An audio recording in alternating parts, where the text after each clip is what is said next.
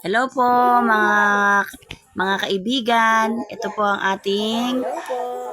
hilaw na papaya po. Isang round at Kain po isang tayo pahaba. ng Ito po papaya. ang ating mumukbangin Papayang ngayon. hilaw po. Mapait. Mapait po. Di pa po natin alam kung ano lasa. Ayan po.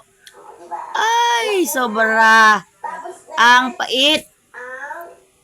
Ang pait po. Grabe. At saka po, ang tigas ng balat. Ang kapal po pala ng balat nito. Grabe.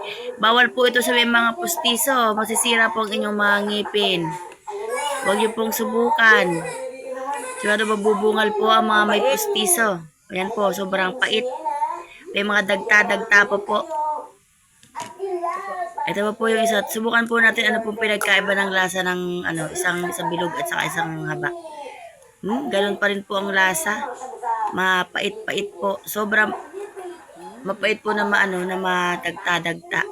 Yan pa nga po, may dagta pa nga po sa bibig ko. Grabe po, yung kulay puti. Ay, ang hirap po talagang kagatin. Kaya nga po sabi ko po sa inyo, yung mga pustiso po dyan, huwag nyo na pong subukan. Nagayahin dahil masisira po ang ngipin nyo.